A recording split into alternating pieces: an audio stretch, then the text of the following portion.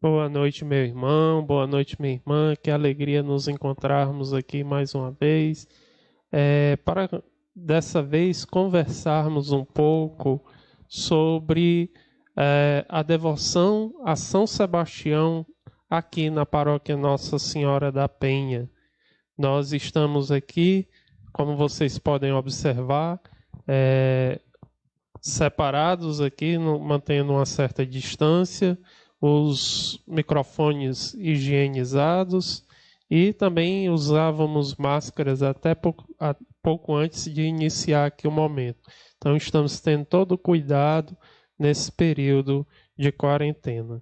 E como o tema é, é sobre São Sebastião e a sua devoção em Maranguape, nada melhor do que chamar aqui para a nossa conversa o professor, doutor Denis Maciel. O Denis é doutor em História Social pela Universidade Federal do Ceará, graduado em História pela Universidade Federal do Ceará também em 2008 e mestre também pela UFC em 2011. O Denis também é professor da Faculdade Católica de Fortaleza e da Rede Pública Estadual do Ceará. Como pesquisador, atua nos seguintes temas: História da Saúde e das Doenças, Segundo Império e também História do Ceará.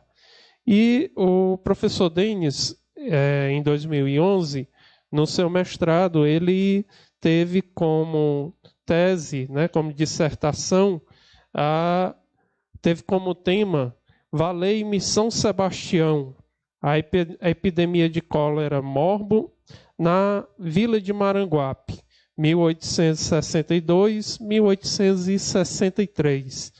Então, esse é o nosso convidado para esta noite. Seja bem-vindo, professor Denis, meu amigo. É um prazer ter você aqui conosco nessa noite para a gente conversar um pouquinho aqui sobre São Sebastião e essa devoção em nosso município, em nossa paróquia. Boa noite, Alexandre, que sempre que me chama para qualquer coisa, eu já estou pronto, assim, eu não sei nem o que é. Se aparecer uma mensagem do Alexandre lá no meu WhatsApp dizendo, Denis, eu digo sim, né? E aí depois eu descubro para que é que ele está me chamando, né? Então é uma pessoa que é fundamental, se a gente quiser conhecer um pouco sobre o patrimônio de Maranguape, tem que conversar com o Alexandre, e é uma pessoa sempre aberta, né? Então, nada melhor do que a gente sempre retribuir todo o convite que ele nos faz e, principalmente, poder vir aqui conversar com os paroquianos de Maranguape sobre esse assunto, né? Que a mim sempre foi muito caro pela minha vivência dentro da paróquia e por poder juntar, né? Essa relação com o sagrado e a relação com os meus estudos pessoais. Então, foi um momento de pesquisa que foi financiado por vocês, né? Pelas pessoas que pagam seus impostos e tal, porque a época eu tive bolsa para estudar, então nada mais justo do que a gente ter esse momento, essa oportunidade, para que eu devolva a vocês aquilo que vocês me ajudaram a construir. Denis, e aí eu já queria iniciar a nossa conversa fazendo aqui uma provocação. Eu tive a curiosidade, eu já disse a você que eu sou um historiador metido a historiador, né? Eu me atrevo a estudar, eu gosto de história, e tive a curiosidade, como diz o nosso pároco Padre Eudásio, eu dei uma espiadinha na sua dissertação, e tem algo lá que me deixou com uma interrogação e eu queria que você explicasse para todos nós. Consta lá que no início da elevação da nossa paróquia, paróquia Nossa Senhora da Penha, né, ainda antes da peste de cólera, ocorreu que São Sebastião poderia assumir a titularidade da nossa paróquia. Hoje a nossa paróquia poderia ser paróquia de São Sebastião ao invés de Nossa Senhora da Penha. Como é que é isso? Conta aí pra gente. Vamos lá. Quando a gente fala sobre a história da nossa paróquia, a gente passa por alguns detalhes, né? Primeiro, ela é uma paróquia criada a partir do desmembramento de outras duas, né? A paróquia de Messejana, que foi extinta, e o desmembramento de alguns pedaços da paróquia de São José, que era a de Fortaleza, né? Então, na hora de construir, de estabelecer a chamada freguesia, que era o nome que se dava à época, o hábito era se manter a matriz no local onde era a antiga capelinha da localidade e se mantinha como oráculo oficial, como pároco, aquele que estava até então sendo o alvo de devoção das pessoas. Aqui em Maranguape, a gente tem um histórico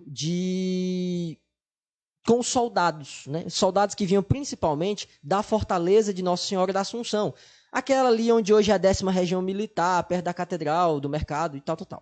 Então, muitos dos soldados que iam trabalhar lá, ao final do seu período de atividades, podiam pedir alguma coisa como contribuição aí para a sua aposentadoria. Não existia aposentadoria na época, mas era meio que o pagamento pelos serviços. E muitos deles pediam terras férteis.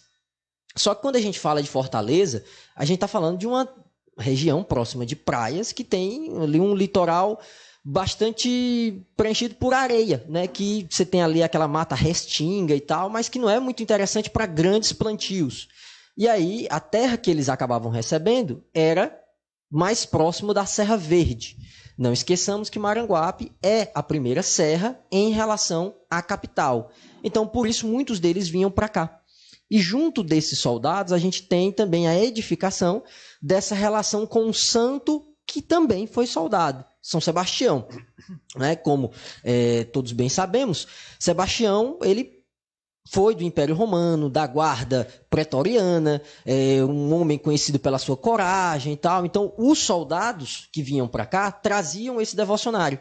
Então, pela lógica, se tivesse sido mantido o normal, que era manter a matriz, onde era a antiga capelinha, e manter o antigo devocionário como o novo padroeiro, nossa matriz seria na atual outra banda e o nosso padroeiro seria São Sebastião. Mas muita coisa mudou, a gente vai saber. E assim, nós já avançando aí dessa... Né, a Igreja Matriz foi construída em 1849, nós celebramos o ano passado os 170 anos. O nosso município já é de 17 de novembro de 1851, então 2 anos seguinte após a criação da paróquia. E a gente vem até então a peste de cólera em 1862.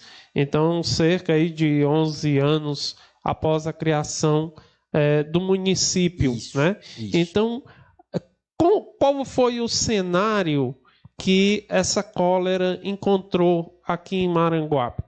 Como estava esse município que estava iniciando o seu processo, né, de urbanização? Ok, vamos lá.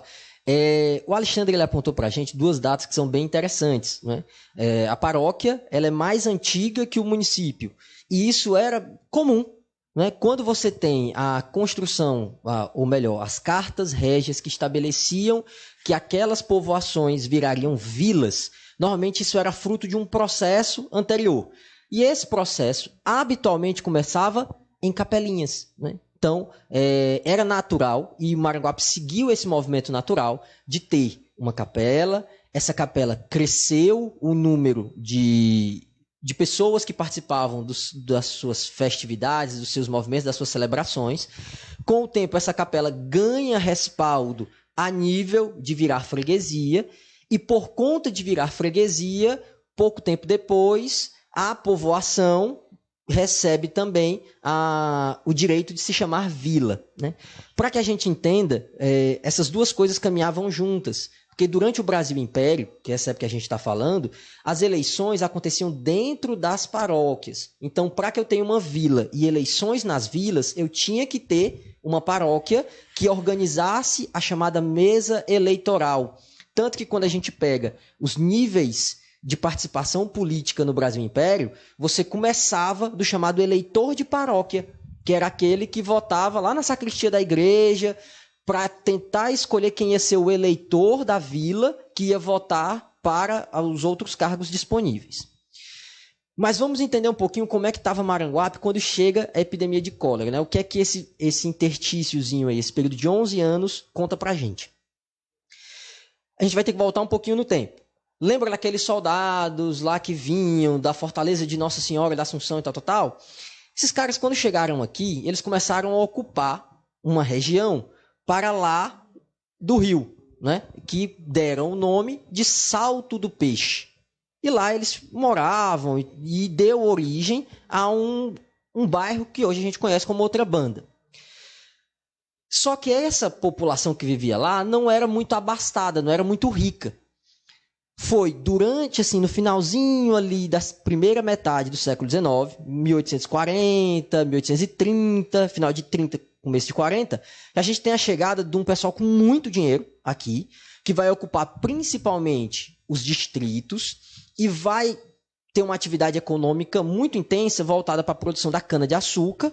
E aí, né, quem for do Maranguape lembra, uma certa empresa que tem por aqui, que trabalha com produção de aguardente, né? Então, você tinha, né, essas pessoas e tinham aqueles que foram ocupar a região das serras para a produção de café, banana, laranja e por aí vai.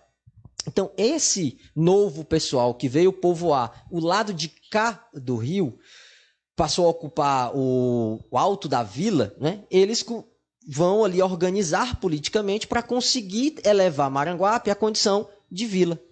E por conta disso é que eles vão tomar a frente no processo. Presta atenção que a gente tinha falado que, pela lógica, era para a matriz ser do lado de lá do rio. Mas ela não foi. Ela ficou estabelecida do lado de cá do rio. Por quê? A matriz era um símbolo de poder, de que aquele espaço agora ganhou um novo status. E esse novo status foi conseguido politicamente por essa galera que tinha mais dinheiro. Então eles resolveram quebrar a lógica normal e disseram, não vai ficar do lado dos mais antigos moradores da vila. A matriz vai ficar do nosso lado, dos novos moradores, daqueles que têm mais dinheiro. Outra coisa, além da matriz, vão ser construídos alguns outros espaços que são símbolo de autoridade, como, por exemplo, a chamada Casa de Câmara e Cadeia, que foi alocada inicialmente naquele espaço que hoje tem a junta militar, né? Ali perto da Praça da Liberdade, né? Para quem imagina aí no centro, aquele cantinho que o pessoal joga basquete e tal, do lado tem a junta militar, era ali, certo? Então, esses espaços positivos foram construídos do lado de cá do rio. Só que para espizinhar mais ainda do pessoal que ficou do lado de lá do rio, a única coisa que o pessoal construiu para lá foi o cemitério. Por que isso? Porque se tinha uma ideia de que as doenças antigamente elas surgiam do ar. Tinha um tipo de ar chamado de miasma, que seria os médicos chamavam de ares morféticos. É como se eu tenho uma sala fechada durante muito tempo, aí quando a gente abre, vem aquele cheiro ruim. Então, para eles, tá ali é o miasma, né? Aquela coisa ficou acumulada ali e você vai adoecer por conta daquele ar. Essa lógica médica acreditava que os miasmas saíam de alguns lugares específicos. Locais sujos, onde eu tenho acumulação de corpos. E se eu penso em estruturas públicas, eu posso falar de cadeias e eu posso falar de cemitérios. Então, esse processo de estabelecimento da paróquia e da vila foi muito cruel para as pessoas que moravam do lado de lá do rio.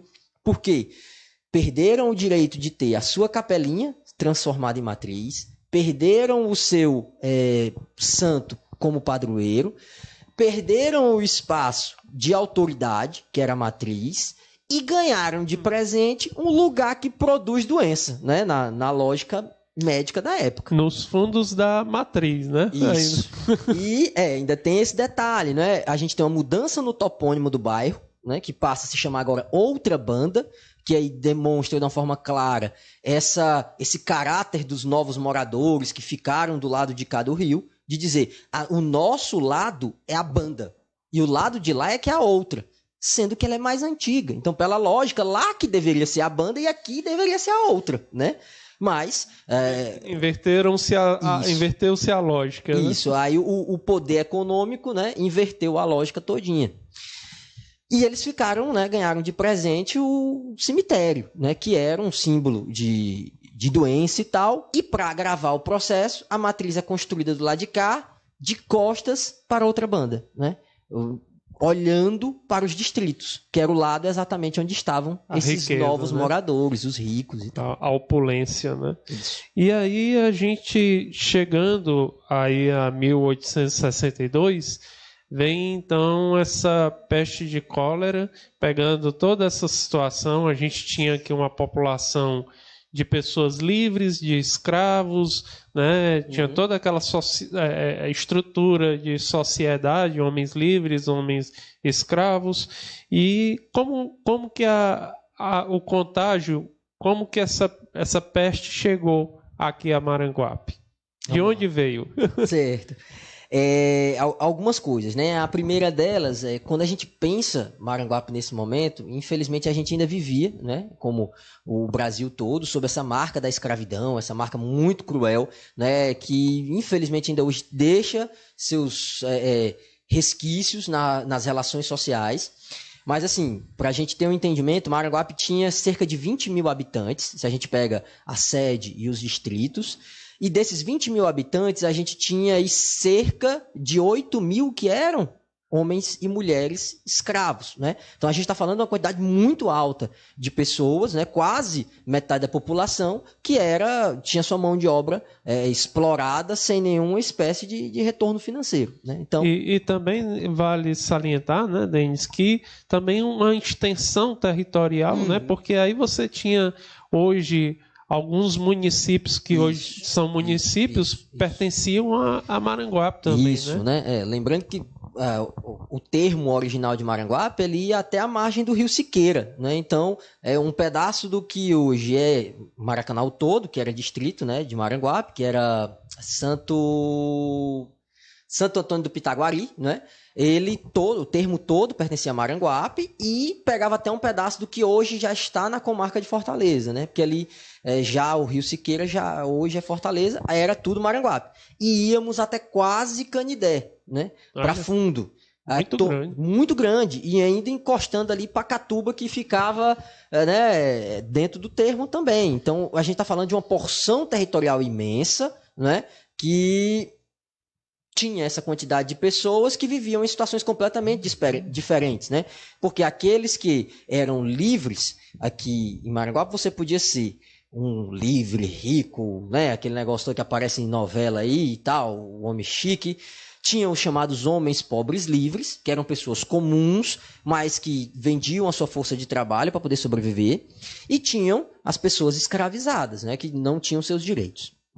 Mas, vamos lá para o cólera, né? Como é que ele chegou aqui? De onde é que vem essa doença, né? Por exemplo, a gente está falando do coronavírus, o pessoal fica, veio de tal canto, foi por conta disso, daquilo. E o cólera, né? O cólera é uma doença que ela era endêmica da Índia. O que é uma endemia? É tipo a dengue com a gente, pessoal. Todo ano a gente não sabe o que vai acontecer. Infelizmente, por falta de saneamento básico, aquele negócio todo, né? Mas, no caso do cólera, ele era endêmico lá na Índia, principalmente na região do chamado Baixo Benguela, né? Enfim, a Índia, assim como a China, são as duas maiores porções populacionais da humanidade. É por isso que muita doença vem desses dois cantos, que é muita gente junta, né? Para que a gente tenha uma ideia, em números de hoje, né? A China tem 1,7 bilhões de pessoas e a Índia também, né? 1,3 ou 1,4 bilhões. Para termos como comparação, o Brasil tem 220 milhões. Então, tinha que botar 6 Brasis para chegar perto de uma Índia, de quantidade de gente, né?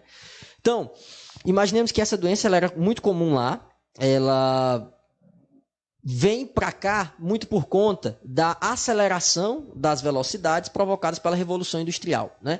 Todo mundo sabe que, por exemplo, quando a gente está lá no coleginho, na 4ª série, aí a tia pergunta para a gente por que os portugueses foram para o mar. Aí a gente lembra das tais especiarias, né? Pimenta, cravo, mostarda, aquela coisa toda, os temperos, né? Os sabores do Oriente. Então, esses sabores muito atrativos fizeram com que os europeus fizessem a chamada circunnavegação da África, vão lá para a Índia, e isso vai ter um comércio muito lucrativo. Só que da mesma maneira que isso deu dinheiro para os portugueses, tinham outros europeus que queriam ganhar esse dinheiro. E aí a gente está falando dos ingleses. Esses caras, quando chegam lá, final do século XVIII, início do século XIX, já estão vivenciando a chamada Revolução Industrial. Então eu deixo de ter, por exemplo, o barco à vela e eu passo até agora o barco a vapor, que era muito mais rápido. E por conta dessa velocidade do barco a vapor, a pessoa que adoecia de cólera lá na Índia, agora ela não morria na Índia ou na travessia. Ela chegava até Paris, ela chegava até Londres e depois de lá, com a doença se espalhando por lá, esses navios vinham para cá, para a América. Então a gente tem as chamadas vagas epidêmicas. Isso explica, por exemplo, muito desse movimento que a gente viveu agora, né? A gente começou a ouvir falar em coronavírus no final do ano passado, só ali na Ásia, né?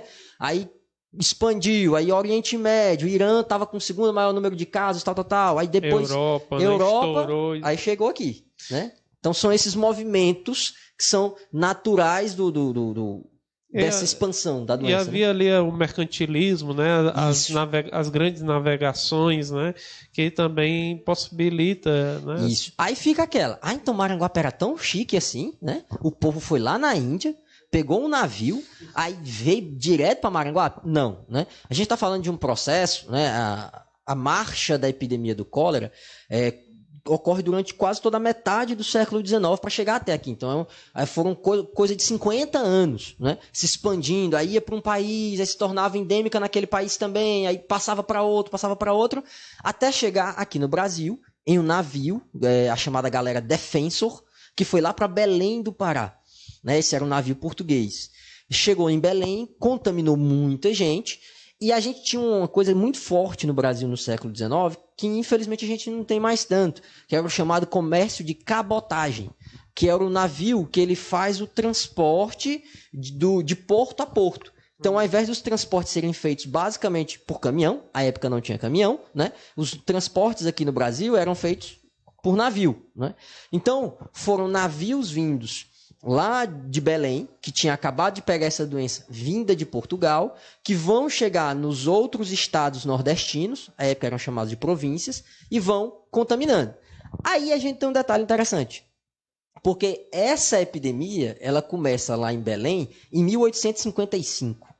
Então começam a chegar cartas aqui no Ceará de gente que vivia em Belém dizendo assim: aqui tem essa doença, tá muito cruel, o pessoal tá sofrendo do estômago, né? Porque é uma doença provocada pelo chamado Vibrio cholerae, ou vibrião colérico, que ataca o sistema digestivo e provoca vômitos e diarreia em grande quantidade. Né? Desidrata a pessoa, né? Isso, a pessoa ela perde tanto líquido que ela começa a sentir cãibras, né?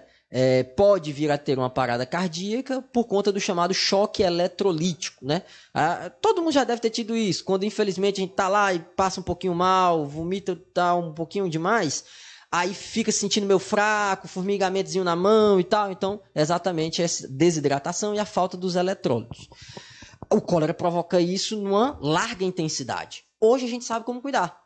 À época ninguém sabia. E também, Denis, me corrija se eu estiver errado, a questão também do saneamento básico também, a época também não era tão satisfatório como hoje nós temos, né? Então acho que também essa questão do saneamento básico contribuiu muito, né, para a propagação. Sim, tanto que, né, o cólera, você não pega ele de um animal, né? Por exemplo, não tem o mosquito do cólera. Você tem um contato com o cólera da água contaminada. Né? Não tem um transmissor. Isso. Então, a água contaminada, mas essa água vai se contaminar como? Normalmente pelos dejetos de um doente. Então, aí a gente vê a importância do saneamento básico. Por quê? Como eu não tinha uma rede de esgotamento sanitário, como eu não tinha um cuidado para onde iam os dejetos, as pessoas faziam as suas necessidades, né? E abria a porteirazinha de manhã cedo e, jogava fora. E aí o rio Pirapora, os rios... O rio levava, só que a gente tinha que pegar água em algum canto, não tinha água encanada. Então o pessoal ia lá, pegava a água e acabava tendo contato com aquela água que estava contaminada, né? Tanto que a origem da chamada epidemiologia vem de um caso de cólera, de um cara lá na Inglaterra chamado John Snow. né? Quem assistiu Game of Thrones é o mesmo nome de um personagem lá, por isso que eu nunca esqueci. O Jon Snow era um médico e ele começou a investigar os casos de cólera em Londres e ele percebe uma recorrência. Todos os bairros que eram atendidos por uma mesma fonte tinham pessoas com doença. E o bairro Operário, que era abastecido por uma outra fonte e que boa parte da população nem beber água da fonte bebia, porque eles trabalhavam em uma fábrica de cerveja que tinha em Londres e eles acabavam consumindo da própria cerveja, que por ser fermentada e tal, não sei o que, aquela água já não tinha mais o vibrião dentro dela. Então ele consegue pensar essa correlação. Adoece quem tem contato com a água. Mas qual água? A água que teve contato com os dejetos. Então, no caso de Maranguape, a gente teve, né, em 1855, a epidemia papocando no Brasil todo, mas ela não chega no Ceará. E aí criou-se uma lenda aqui no Ceará, que era: nós aqui temos a chamada proverbial salubridade. Fala, meu Deus do céu, traduzindo para português, o que é isso? A saúde daqui é boa, não tem um pé de perigo da gente ficar doente, porque a atmosfera é boa, o ar é bom, as pessoas são boas, é tudo bom, né? E isso fez com que a gente não prestasse atenção quando em 1862 chegaram novas cartas dizendo: gente, tá tendo cólera de novo. Aqui no Ceará a gente pensou o quê? Ah, já teve uma vez, não veio para cá? Não vai vir de novo. Então ninguém se organiza para tentar evitar que a doença chegue. Só que em 62 ela chegou, né? Chega como? O nosso caso aqui no Ceará foi diferente de quase todos os nossos vizinhos do Nordeste. No Nordeste, quase todos a doença vem pelo litoral. No caso cearense, ela vem pelo sertão, né? E aí é uma das coisas que trabalho na tese. Assim, se a gente pega um mapeamento dos adoentados, né? Mês a mês, dia a dia, e a gente vai voltando, retrocedendo no tempo, a gente chega na Vila do Icó, que era o centro da produção de carne seca aqui no Ceará. Carne seca essa que vinha de gado, que rodava ali por aquela região, pegando a Paraíba. A rota do gado, né? Isso. Então, o nosso primeiro doente aqui no Ceará foi um cara chamado José Lourenço, que atravessou da Paraíba para cá. Então, ele sai de lá, chega no Icó. No Icó, ele passa alguns dias e faleceu. Só que nesses dias que ele ficou, deu tempo dos dejetos dele contaminarem outras pessoas, que foram contaminando outras e que seguiram o caminho das boiadas, né? Caminhos esses que chegavam aqui em Maranguape, né? Elas subiam, aí uma rota seguia reto para Aracati, uma outra rota quebrava ali para o lado do Canidé. E essa rota que quebrava para o Canidé subia para Maranguape. E aí a gente tinha a nossa feira do boi aqui, que era dia de quinta-feira, né? Por sinal, os nomes feiras, né? Segunda-feira, terça-feira, quarta-feira, quinta-feira, é porque a gente tinha realmente feiras. Então, segunda-feira era a feira da fruta, na terça-feira era a feira dos cavalos e por aí vai, né? Mas, enfim.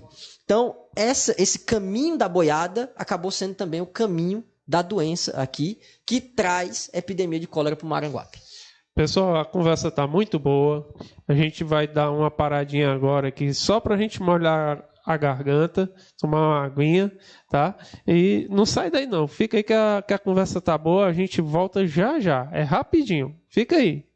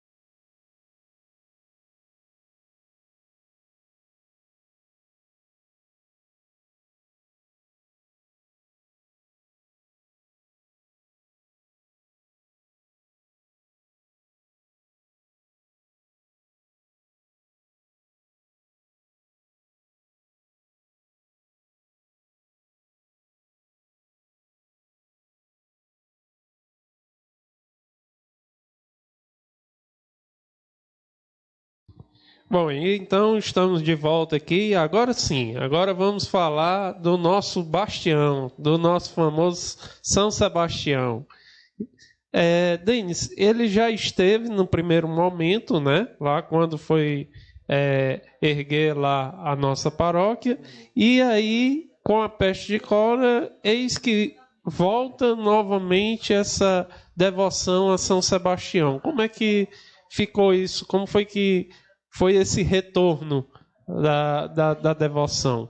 Dá pra gente brincar, dizer que é igual aquela história de filme, né? É a volta dos que não foram, né? O devocionário a São Sebastião, ele nunca foi, né? Assim, nunca deixou de tê-lo, né? Ficou ali adormecido. Isso, né? ele só não era mais oficial, né? Então, mas a população tinha a sua prática cotidiana de orações voltadas para São Sebastião.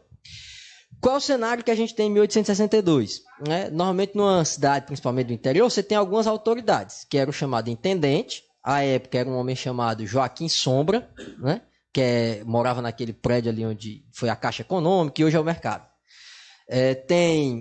Tinha o delegado, que era o Franklin Belota, e tinha o pároco, eu esqueci de dizer que Maranguape ainda tinha um plus, ainda tinha um médico. Tinha o pároco, que era o padre Rodovalho, e tinha, aqui no caso de Maranguape, o médico, que era o Marcos Teófilo, pai do Rodolfo Teófilo, aquele farmacêutico e tal. O que é que acontece na epidemia de cólera em 1862?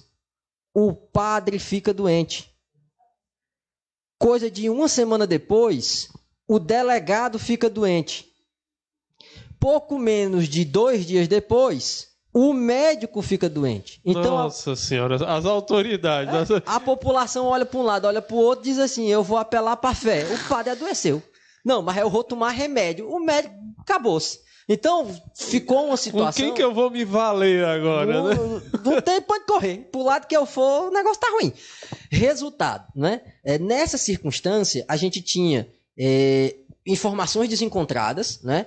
Porque os jornais publicavam tratamentos, mas poucas pessoas sabiam ler, né? Aqui, Maranguape não era diferente do resto do Brasil. A gente tinha menos de 10% da população que era alfabetizada. Então, pouca gente tinha acesso às orientações médicas e mesmo essas que vinham eram desencontradas. Para que a gente tenha uma ideia, só um caso específico. Haviam médicos que orientavam que você deveria dar água para o doente. Por quê? Se o doente está botando líquido para fora, eu dou líquido para repor. Já tinham outros médicos, como é o caso do próprio Marcos Teófilo, que era um médico aqui de Maranguape, que dizia que se o indivíduo está botando líquido para fora, eu não posso botar líquido para dentro, porque senão eu vou só fazer com que ele continue botando para fora. Então, eu agravava mais ainda a desidratação. Nesse contexto aí de sem uma resposta médica específica, sem uma resposta política específica, porque a autoridade política até tentou fazer uma coisa, fazer outra, mas não existia um sistema preventivo de saúde, né? Hoje a gente tem o SUS, tem uma ideia de os hospitais já estão montados e tal. Para que a gente tenha uma ideia, o primeiro hospital do estado do Ceará, da província cearense, nasce por conta da epidemia de cólera, que é a Santa Casa de Misericórdia, né? Era um projeto da década de 30, 1830, mas passou 30 anos por causa de briga de político, né? O Partido Liberal não queria ajudar porque dizia que o conservador estava na presidência. Quando invertia, o conservador não ajudava porque quando a doença chega, ou resolve, né? E aí a gente tem o estabelecimento da Santa Casa. Aqui em Maranguape se montaram enfermarias de campanha, mas o médico que tinha estava doente, então precisou chamar médico de fora, né? Vieram alguns, e o primeiro, um dos mais importantes desses médicos que vem é o Rufino de Alencar, que aí é um negócio meio exótico, né? O Rufino vem porque o pai dele estava doente e morava em Maranguape. E quem era o pai dele? O padre. Mas peraí. Como é que pode isso, né? Como é que pode? Acontece, gente. Acontecia. Não acontece mais. Acontecia. Isso, acontecia. Mas bem, nessa circunstância, a população começa a associar. Será que a doença não é um castigo de Deus pelo fato de termos abandonado o devocionário a São Sebastião? E aí começa uma demanda da própria população de vamos voltar ao devocionário, mas o padre não estava em condição de fazer muita coisa, tanto que, infelizmente, ele falece do cólera morbus. E aí é mandado para cá um substituto. Vem o padre Galindo Cavalcante, né? Que já tinha passado por Pacatuba, e de lá ele vem para cá. Quando ele chega aqui, o padre Galindo era um menino mais novo, ativo e muito empolgado, e além de tudo ele era enfermeiro. Então ele começa a tomar algumas medidas que eram o que a ciência da época propunha, né? Então ele fazia fogueiras nas esquinas, que era para limpar o ar, né? Limpar o oxigênio. Tinham corpos de pessoas, era tanta gente morta que não tinha condição de enterrar todo mundo. Então as pessoas, para não ficar com o defunto dentro de casa, só botavam nas calçadas, esperando um negócio que era chamada padiola, que eram 2 homens, normalmente ex-presidiários, que iam como se fosse uma tábua, né? Andando, passando pelas ruas, botava o defunto e ia andando para levar para o cemitério. Infelizmente a gente está vendo isso no Equador, né? Uma Isso. quantidade de pessoas morrendo com a pandemia, e a gente vê aquela cena de caixões jogados no meio da rua, né? Isso. Infelizmente, por exemplo, já aqui em Manaus, né, a gente teve aquela situação de corpos de pessoas que já faleceram do lado de pessoas em tratamento. Então, assim, situações epidêmicas são muito problemáticas também para o sistema de enterramento. Mas, enfim, nessa confusão todinha, a população começou a pensar, pera ainda, eu tenho uma doença que é uma peste que mata ligeiro e que ela é muito contagiosa. A população começa a lembrar de uma oração que faziam, e que passa de família em família, que era São Sebastião e São Roque, livrai-nos da fome, da peste, da guerra, da morte repentina e do mal contagioso. Então, dentro desse contexto de uma doença que mata de forma veloz, a população procura no sobrenatural a resposta, e aí a gente tem o retorno dos devocionários, né? O padre Galindo, por um lado, toma essa atitude, vamos enterrar, vamos fazer as fogueiras, vamos fazer isso, vamos fazer aquilo, mas ele também, vamos reativar a matriz. Então, se a igreja estava fechada porque o padre não estava podendo, né, dar o atendimento, agora o padre abre as portas da matriz e diz, vem para cá, vamos fazer orações, penitências, jejuns e assim por diante. Lembremos que são doenças distintas, né? Por exemplo, o caso da Covid e do cólera, né? O cólera é uma doença que passa pela água. Então, estar com a igreja aberta não era tão perigoso. No caso da Covid, é uma doença que passa pelo ar. Então, a gente está, né, digamos, então o padre agora tem que abrir a matriz. Seria uma irresponsabilidade, né? Então, por isso que, né, a pastoral da comunicação está aqui, fazendo esse trabalho para vocês, né? Periodicamente, a gente tem as celebrações, vai ter carreata de São Sebastião, vai ter achamento de bandeira. Então, assim, vai dar certo. Não precisa estar ninguém aglomerado. Vai dar certo. Mas, enfim, diante dessa circunstância, São Sebastião passa a ser novamente alvo do fortíssimo devocionário popular, que foi reinstitucionalizado por pressão do povo. Popular, né? Isso. E interessante, né, Denis? Porque a gente sempre vê na Bíblia, seja no Antigo Testamento, seja no Novo Testamento, sempre se associa às pragas como se a mão de Deus, né, tivesse a ira de Deus, a cólera de Deus sobre o povo, né? Então, de alguma forma, eles achavam que tinham feito algo de errado que feriu ali, né, a Deus e precisava reparar aquilo, né, aquela ofensa, né? E aí vem então essa devoção aí. Infelizmente essa é uma constante, não é? Assim, aquele momento nós não tínhamos essa percepção que temos hoje, essa compreensão que temos hoje da chamada microbiologia. O que é isso? É esse entendimento de que uma doença ela é provocada por uma coisa que são os micro-organismos. É um negocinho bem miudinho, que a gente não vê, mas que são as bactérias, são os vírus, e eles que provocam essas doenças. Como a gente só vem ter conhecimento disso, né, do finalzinho do século XIX para cá, então a gente tinha muito essa recorrência de dizer, quando acontecia uma doença, por que ela está acontecendo? Ninguém gosta que aconteça algo com a gente sem que a gente entenda o que foi que aconteceu, né? E aí, por isso, a gente tem na história humana essa recorrência, que infelizmente levava a algumas atitudes não muito legais, né? Como, por exemplo, a culpa é porque a gente tem judeus dentro do país. Aí acontecia lá e matavam o coitado dos judeus. A culpa é porque as mulheres são bruxas. Aí toma para cima da pobre das mulheres. A culpa é por... E aí vai, né? Infelizmente, no século XX, isso ainda se manteve, né? A gente tem, por exemplo, quando se teve o início da epidemia de AIDS, aconteceu interpretações extremamente equivocadas de qual seria a causa disso, né? Então, assim, entendermos cada coisa... No seu Isso, tempo, cada né? coisa no seu lugar, né? Então, assim, o devocionário é importante, ele é fundamental para a nossa vida, para nos animar, nos dar fé, nos dar coragem, nos dar aquela energia para aguentar esse momento difícil, né? Mas existe uma explicação já, né? Que é a explicação de ordem científica. Então, o que é que está causando essa doença? É porque Deus está com raiva da gente? Será? Né? Não, tem um tal de um coronavírus lá, o Covid-19. Então tá lá, a explicação já tá lá. Então a gente não precisa bater em ninguém, tá, gente? Pelo amor de Deus, não precisa de...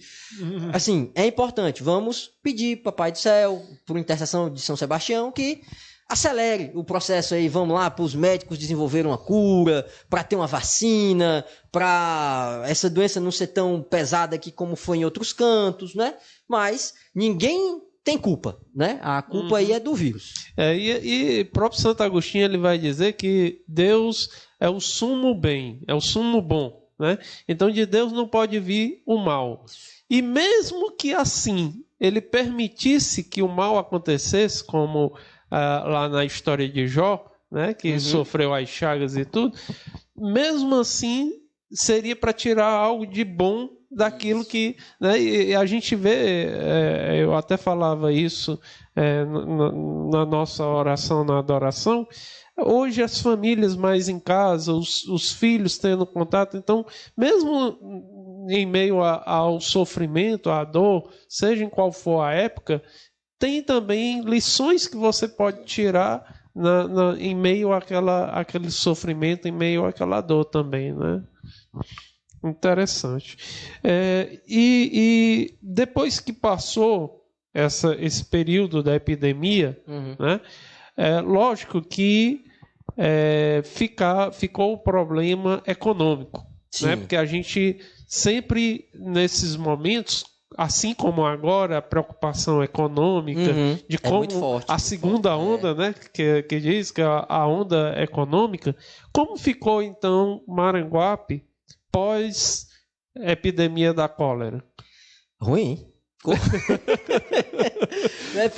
Fora o mau cheiro, os corpos... Eu digo ruim, assim, entre outras coisas, né? Porque, pessoas perderam a vida, né? Ponto. Já tá muito ruim daí.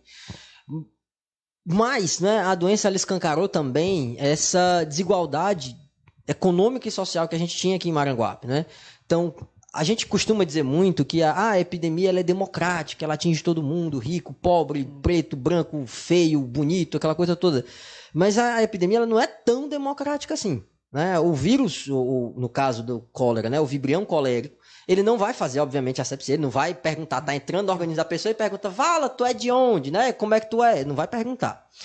Contudo, entretanto, todavia, normalmente as pessoas que tinham mais condição financeira tinham como comprar o remédio, tinham como manter ali um afastamento em relação aos focos da doença. E essas pessoas ricas aqui em Maranguape, infelizmente, tinham a prática da escravidão. E na hora do pega pra capar, a ideia era, cuida primeiro de você, lá, do senhor de engenho, daquela coisa toda, e tanto que a gente percebe a diferença dos medicamentos. O remédio dos brancos era um chá de ipecacuanha preta, se faziam emplastos, se enrolava em cobertor de lã e colocava telhas quentes, aquela coisa toda.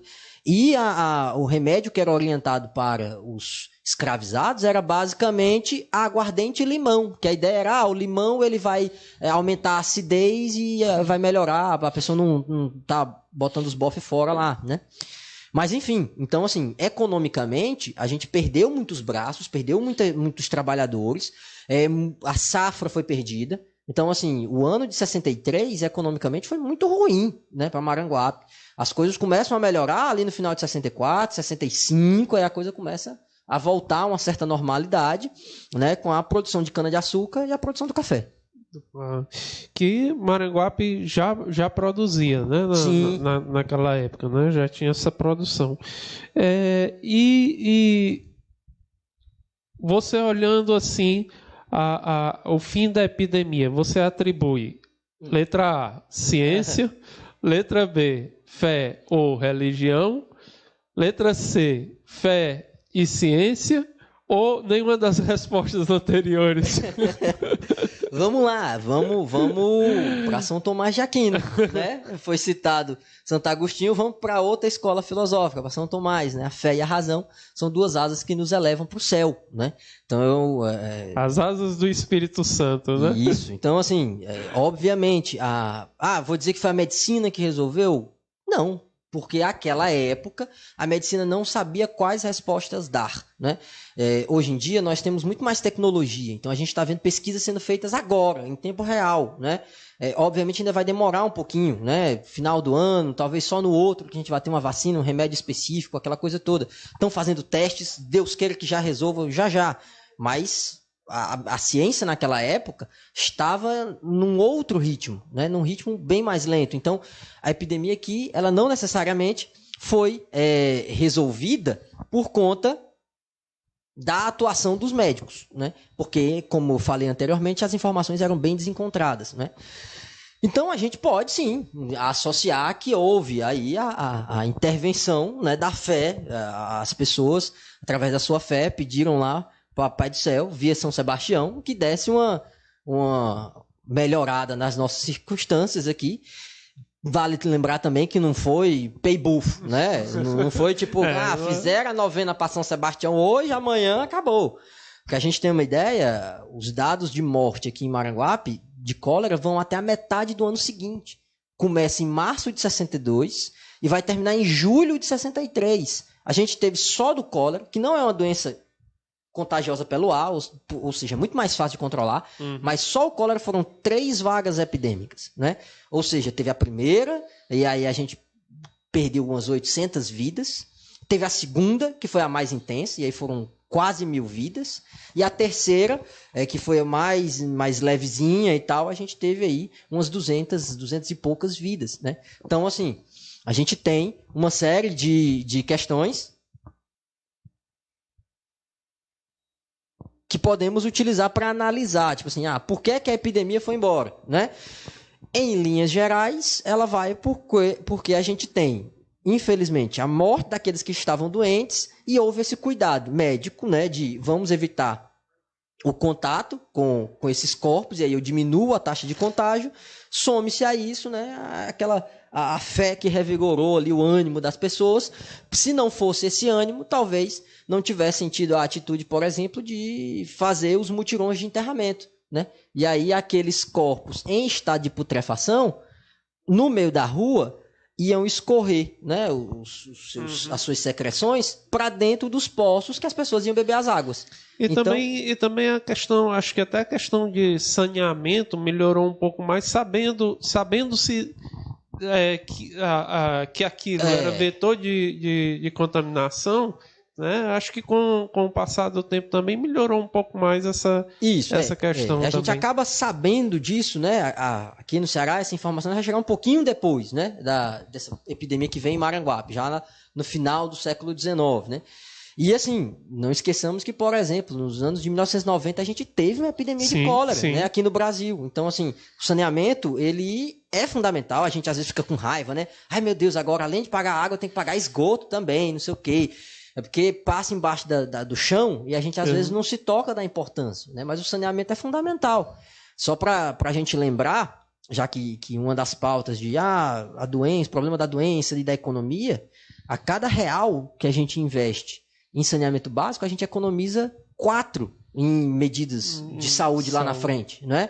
Então, é gastar 1 agora para não gastar 4 lá no hospital. E muito mais do que falar em dinheiro, é gastar R$1 agora no saneamento para amanhã eu não estar tendo que gastar R$4 para abrir uma cova pro seu irmão, pro seu tio, pro seu vizinho. E hoje em dia a gente está tendo que fazer uma coisa que a gente, desde de pequeno, que a mãe ensina. Lave as mãos, menino. Não sei o que. Hoje em dia a gente vai ter que, nem que não queira, ter que lavar as mãos, né? Tem que ter essa questão da higiene para... Isso. A gente tem uma mania, né, de brincar, dizer que brasileiro é muito limpo, que a gente toma banho e tal, não sei o quê.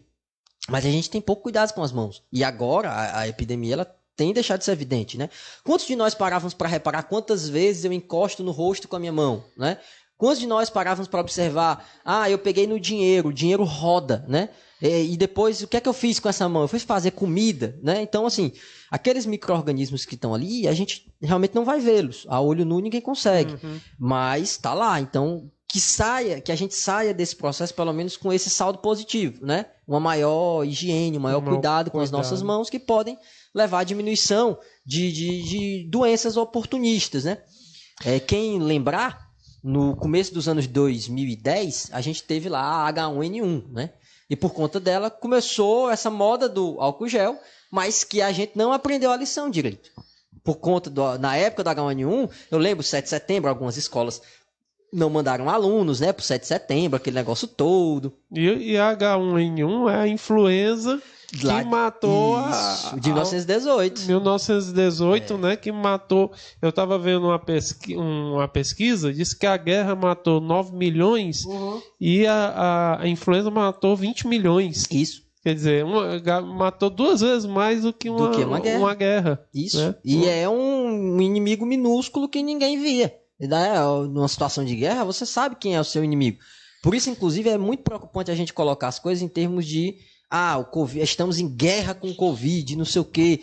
Não é uma dinâmica de guerra. Estamos combatendo o Covid pelos meios médicos, né? Então, assim, quem está na linha de frente, os profissionais de saúde e tal, né? Então, quem for fazer sua devoção a São Sebastião esses dias, botar como intenção também os profissionais de saúde que estão na linha de frente, os técnicos de enfermagem, os auxiliares de enfermagem, os enfermeiros, os médicos, né, os farmacêuticos, os parentes que estão lá tendo que acompanhar as pessoas no leito de hospital, né? Então, todas essas pessoas, vamos lembrar, né? Pedir que o Papai do Céu dê a eles o discernimento, a ciência, para poder agir da melhor maneira possível. Bom, estamos já chegando ao final dessa roda de conversa. Quero agradecer muito, meu amigo, a sua presença, sua participação. Acho que foi muito enriquecedor para todos esse momento, saber, conhecer a nossa devoção a São Sebastião, né? E lembrando que dia 26 nós teremos, a partir das 4 horas da tarde, o hasteamento da bandeira, no próximo domingo, o hasteamento da bandeira de São Sebastião na nossa igreja matriz, e em seguida aquela carreata, né, pelas principais ruas de Maranguape, levando São Sebastião.